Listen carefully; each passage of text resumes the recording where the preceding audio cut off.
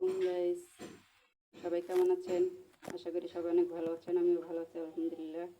Guys, আমার এখানে পাশে কাজ হচ্ছে, তো এই কাজের শব্দ হচ্ছে, হয়তো আমার কথা শোনা যাচ্ছে কিনা জানি না। আমার লাউ ইলিশ হয়ে গেছে, আপনারা বলবেন দেখে কালারটা কেমন হয়েছে। লাইক দিবেন, কমেন্টস করবেন,